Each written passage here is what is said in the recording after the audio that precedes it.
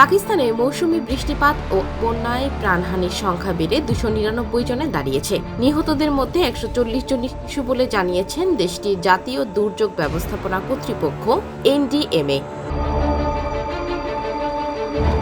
রোববার 3 আগস্ট রাষ্ট্রায়ত্ত TV PTV নিউজে প্রকাশিত এক প্রতিবেদনে এনডিএমএ জানায় জুনের শেষ সপ্তাহ থেকে বৃষ্টিজনিত দুর্ঘটনায় আহত হয়েছেন আরও 715 জন। নিহতদের মধ্যে 102 জন পুরুষ এবং 57 জন নারী। আহতদের মধ্যে 239 জন শিশু, 204 জন নারী এবং 272 জন পুরুষ রয়েছেন বলে জানিয়েছে কর্তৃপক্ষ।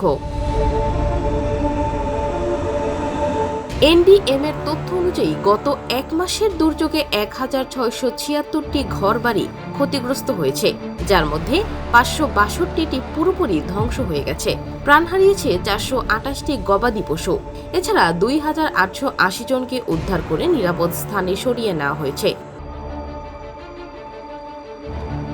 পাকিস্তানের আবহাওয়া অধিদপ্তর জানিয়েছে আগামী 4 থেকে 7 আগস্ট পর্যন্ত দেশটির উত্তরাঞ্চলে বজ্রসহ বৃষ্টি ও ঝড়সহ ভারী বর্ষণের আশঙ্কা রয়েছে।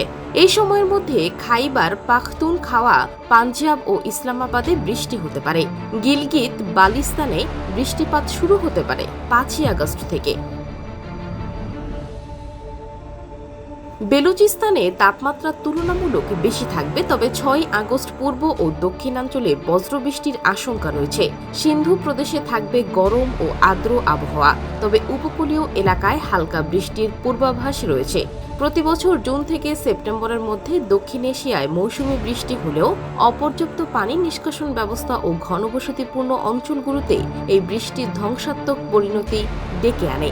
চলতি বছরের বর্ষা মৌসুমে পাকিস্তানের প্রাণহানি সংখ্যা 300 এর কাছাকাছি পৌঁছে যাওয়ায় দুর্যোগ মোকাবেলায় দীর্ঘমেয়াদী পরিকল্পনা ও অবকাঠামোগত উন্নয়নের প্রয়োজনীয়তা আবারও নতুন করে সামনে আসছে।